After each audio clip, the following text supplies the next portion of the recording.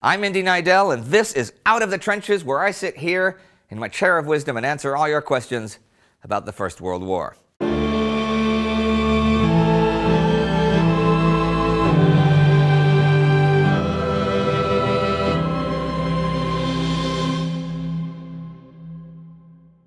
Okay, let's see. A question by a lot of people. Okay.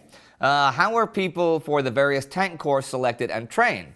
Oh yeah, we've seen this a lot of times. Yeah, I've seen this question a lot. Okay. After all, there was no precedent or prior experience to build on. Many of the first, let's say British, right? Let's start with them. Many of the first British tank crews were recruited from the motor machine gun service because men who served there already had some experience with engineering and machine guns. This is why new recruits who wanted to join the tank corps first had to undergo training at the Machine Gun Corps Cadet School in Paderborn. They did learn a lot there, but tanks were rarely mentioned. Even though they were training for the tank corps, they wore a Machine Gun Corps badge on their uniforms.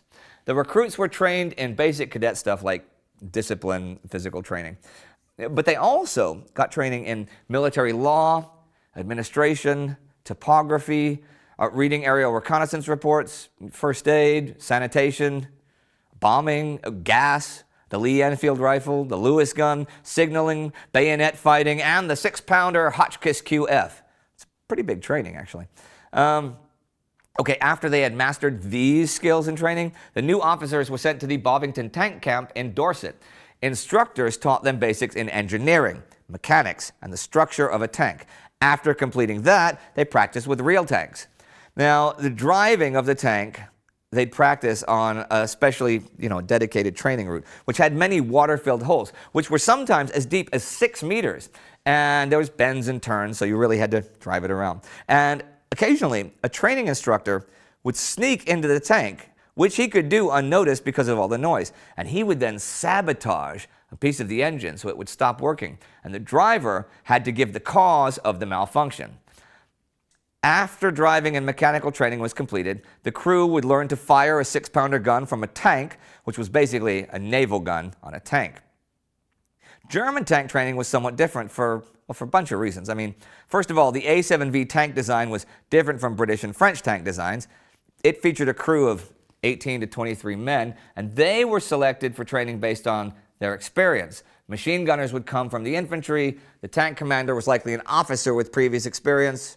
The drivers and engineers had previous engineering experience and so forth. Ernst Volkheim wrote in his book about his time as a tank commander in World War I, how their infantry experience influenced their decisions. On one occasion, they faced a British machine gun nest right in front of them, which was difficult to hit because the A7V has a huge blind spot right up close, even for the machine guns. So suddenly, 3 of them just got out of the tank and finished the job with pistols and their rifles.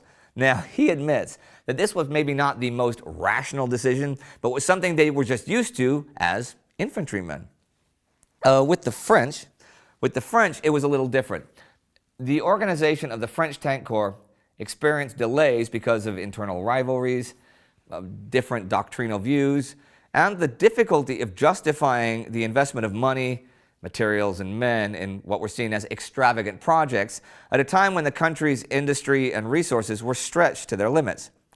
On October 25, 1916, the Frenchman Jean-Baptiste Eugène Estienne was given permission to create and develop the Artillerie Spéciale, the French tank branch. Now, the first men to join the ranks of the AS were all volunteers from all branches of the Army, but the vast majority of officers going to the AS belonged to 2 categories: mobilized civilians and cavalry officers. Many of those cavalrymen were available for the tank branch because cavalry served little purpose in trench warfare. Tank Commander Bossut, who made the transfer from being a cavalry officer and a jockey, said, "The tank is a horse that is not afraid to charge." Soon after the first British deployment of their tanks, German countermeasures like K-bullets and specifically targeting the tank's viewports appeared and necessitated adaptation as well. The failure of the Nivelle offensive eventually forced the AS to focus on lighter, more reliable vehicles. A complete overhaul of tank crew training regimen followed, based on the interviews of surviving crews after combat. They also began inter-branch coordination courses and operational simulations. Mobile communication systems made their appearance. so you could receive mid-battle intelligence updates from recon, aviation, and infantry. The Battle of La Malmaison would be the first large-scale deployment of French tanks using the updated tactics. And while casualties remained high, with 25% of the tanks breaking down and only 20 of 63 vehicles successfully even reaching their objectives, their impact was decisive enough so it was considered a success. And with the British coming to similar conclusions during the Battle of Cambrai, the potential of the tank was no longer in doubt. On the 11th of June, 1918, the French first generation of medium tanks would perform its last meaningful, albeit arguably most decisive action by stalling the German advance during the Battle of Matz at the heavy cost of 73 tanks and 355 crewmen.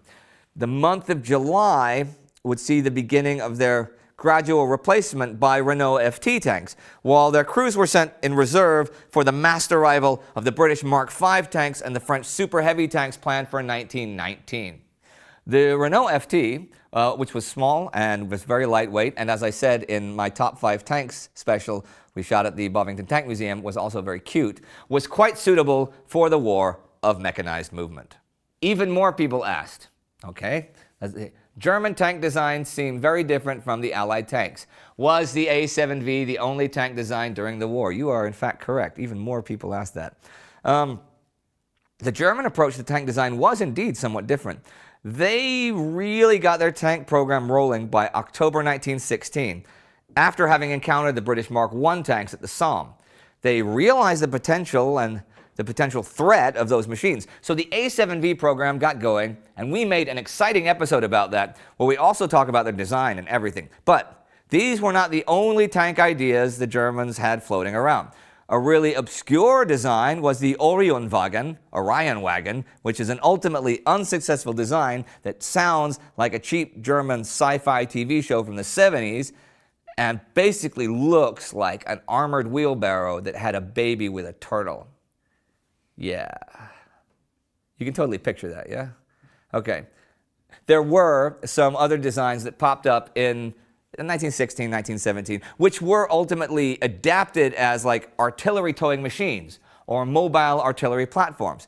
But the A7V was the successful model. Now, for reasons that will go beyond this initial question, the A7V didn't get into serial production, and instead of focusing on that, new ideas were developed instead of just refining and improving the one that was actually working, okay?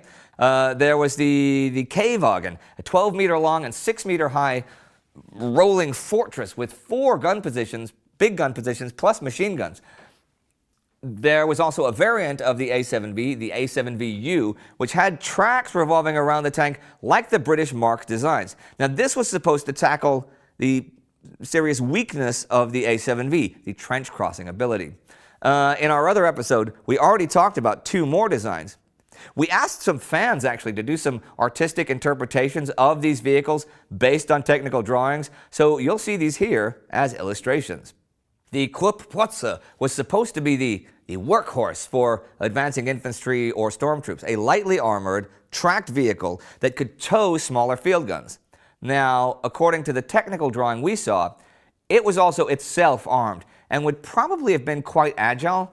Now, this is not to be mistaken for the Krupp-Protze from World War II, and those were just trucks that could tow artillery pieces. The Sturmpanzerwagen Oberschlesien was a heavy tank design that was supposed to work together with lighter tanks and self-driving artillery platforms, right? Now, it's a design that's pretty close to our modern understanding of the tank, with a rotating turret and an engine in the back.